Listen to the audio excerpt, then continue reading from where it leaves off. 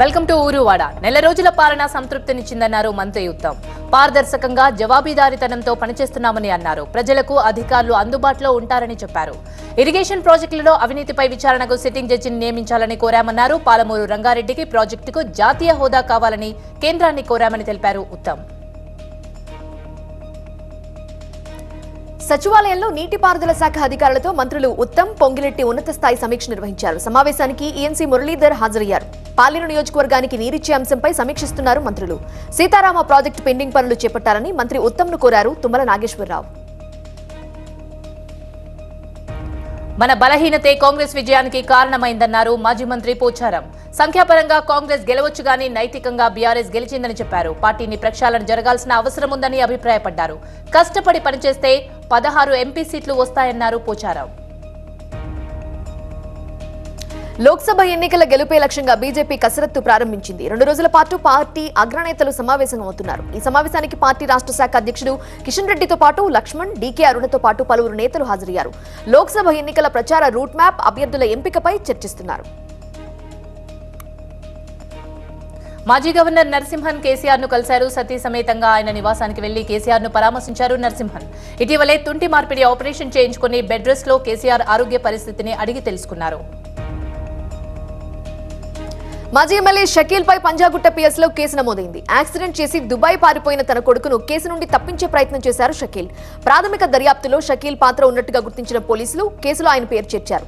Shakeel Dubai నుండి రాగానే విచారించనున్నారు పోలీసులు. ఏపీ ప్రభుత్వానికి సీబీఎం డెడ్ లైన్ విధించింది. సంక్రాంతిలోగా ఎస్మాను ఎత్తివేయాలని డిమాండ్ చేశారు బీవీ రాఘవులు. అంగన్వాడీ సమస్యలను పరిష్కరించాలని చెప్పారు. అంగన్వాడీల సమ్మె ప్రజల ఉద్యమంగా మారిందని, ఉద్యమాన్ని అణచివేయాలని చూస్తే సహించేది లేదన్నారు రాఘవులు. వైసీపీకి రాజీనామాపై అంబటి రాయుడు ట్వీట్ చేశారు. 20వ తేదీ నుండి దుబాయ్లో జరిగే IL T20కి ముంబై ఇండియన్స్ తరపున ప్రాతినిధ్యం వహిస్తున్నారని చెప్పారు. లీగ్లో ఆడాలంటే రాజకీయాలతో సంబంధం ఉండకూడదు అన్నారు. అందుకే రాజకీయాలకు దూరంగా ఉంటున్నానని రాయుడు క్లారిటీ ఇచ్చారు. ఓడిపోయిన ఫ్రస్ట్రేషన్ లో బీఆర్ఎస్ నేతలు ఏవేవో మాట్లాడుతున్నారని, ఆధారాలు ఉంటే బయట పెట్టాలని అన్నారు విహెచ్. అధికారంలోకి వచ్చిన నెల రోజులకే విమర్శలు చేస్తారా అని ప్రశ్నించారు. బీఆర్ఎస్ పాలనలో హామీలన్నీ నెరవేర్చారా? అన్ని రాష్ట్రాన్ని అప్పులపాలు చేసింది మీరు కాదా అని ప్రశ్నలు వేశారు విహెచ్. రేపు తెలంగాణ కేబినెట్ సమావేశం కానుంది. నెల రోజుల పాలన, 6 గ్యారంటీల అమలుపై చర్చించనుంది కేబినెట్. ఇప్పటికే 2 గ్యారంటీలు అమలు చేసింది ప్రభుత్వం. పార్లమెంట్ ఎన్నికలపై సీఎం రేవంత్ ఫోకస్ చేయనున్నారు. కార్పొరేషన్ల భర్తీ, కేబినెట్ విస్తరణ, ఖాళీగా ఉన్న ఎమ్మెల్సీల భర్తీపై కేబినెట్ లో చర్చించే అవకాశం ఉంది.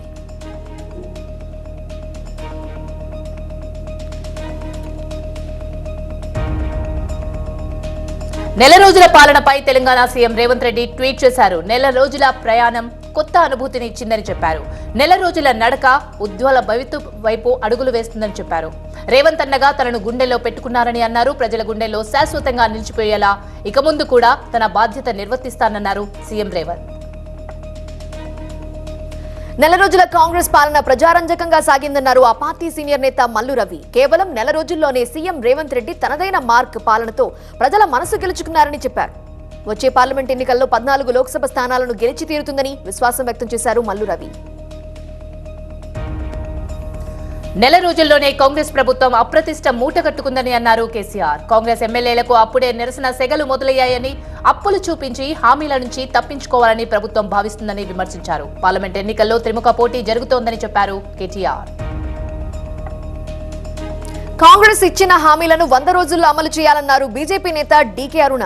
6 గ్యారంటీలంటే కేవలం 6 హామీలు మాత్రమే కాదని, ఎన్నికల ముందు వాళ్ళు అనేక హామీలు ఇచ్చారని ఆమె తెలిపారు. వాటన్నింటినీ నెరవేర్చాల్సిన బాధ్యత కాంగ్రెస్ ప్రభుత్వంపై ఉందన్నారు.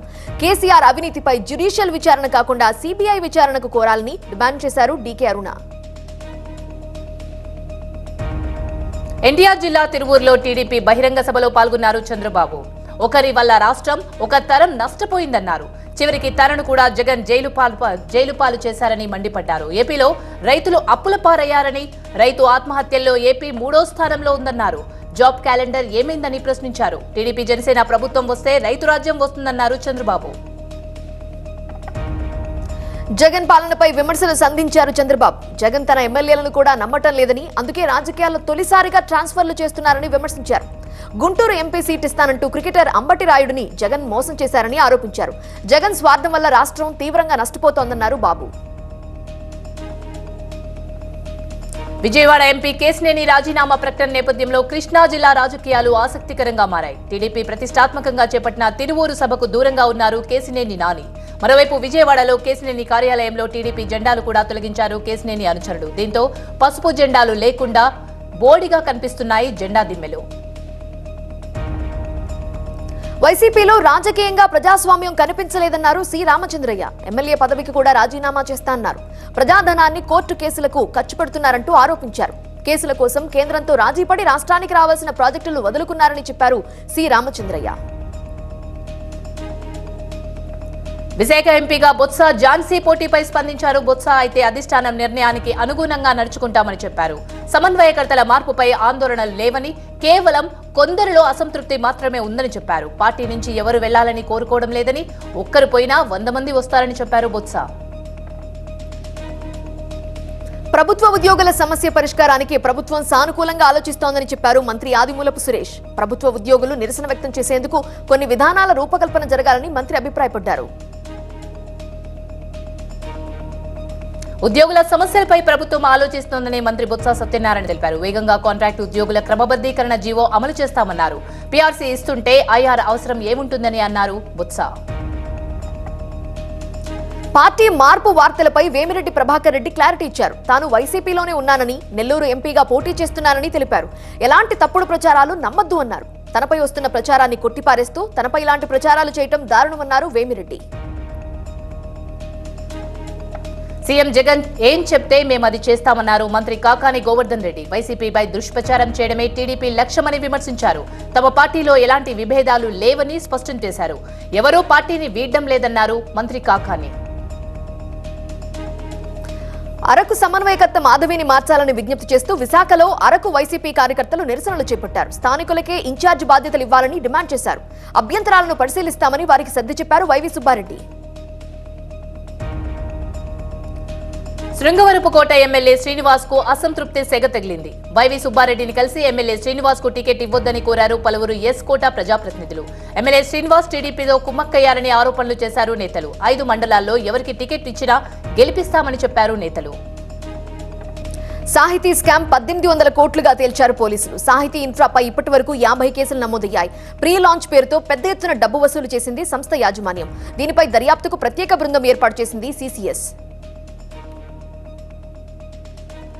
కోనసీమ జిల్లా ముమ్మిడివరంలో ఆటో కార్మికులు ఆందోళనకు దిగారు. మహిళలకు ఆర్టీసీ బస్సులో ఉచిత ప్రయాణం కల్పిస్తే తాము ఉపాధి కోల్పోతామని ఆందోళన వ్యక్తం చేశారు. ముమ్మిడివరం నుండి అమలాపురం వరకు ఆటో వాలాలు ర్యాలీ తీశారు. ఉచిత బస్సు ప్రయాణం పథకం పెట్టి తమ పొట్ట కొట్టొద్దంటూ నినాదాలు చేశారు. చిత్తూరు జిల్లాలో మున్సిపల్ కార్మికుల సమ్మె నేపథ్యంలో ప్రభుత్వం ప్రత్యామ్నాయ ఏర్పాట్లు చేపట్టింది. వీధులు శుభ్రం చేసేందుకు అధికారులు, ఉద్యోగులు రంగంలోకి దిగారు. చిత్తూరు నగరంలో చీపురు పట్టి వీధులు శుభ్రం చేశారు పలువురు ఉద్యోగులు. నిర్మల్ జిల్లా పోన్కల్ శ్రీ లక్ష్మీ వెంకటేశ్వర స్వామి ఆలయంలో శ్రీకృష్ణుని స్వీట్స్ తో తులాభారం నిర్వహించారు. ధనుర్మాస ఉత్సవాల్లో భాగంగా స్వామివారికి ప్రత్యేక పూజలు నిర్వహించిన అర్చకులు భక్తుల సమక్షంలో తులాభారం నిర్వహించారు. దేశంలో కరోనా కేసులు పెరుగుతున్నాయి. 765 కొత్త కేసులు నమోదయ్యాయి. 24 గంటల్లో 5 మృతి చెందారు. యాక్టివ్ కేసుల సంఖ్య 4049కి చేరుకుందని కేంద్ర ఆరోగ్య శాఖ అధికారులు తెలిపారు.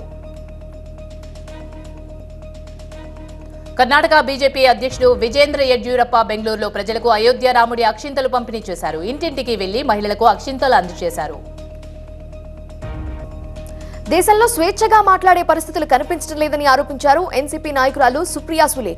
బీజేపీ ప్రభుత్వం కల్పిస్తున్న భయానక వాతావరణం ఎమర్జెన్సీని కల్పిస్తోంది అన్నారు. కాంగ్రెస్ ఇతర విపక్షాల దగ్గర మోదీ వ్యతిరేకత తప్ప ఎలాంటి ఎజెండా లేదని విమర్శించారు బీజేపీ సీనియర్ నేత రవిశంకర్ ప్రసాద్. వారిది స్వార్థ కూటమి అని విరుచుకుపడ్డారు.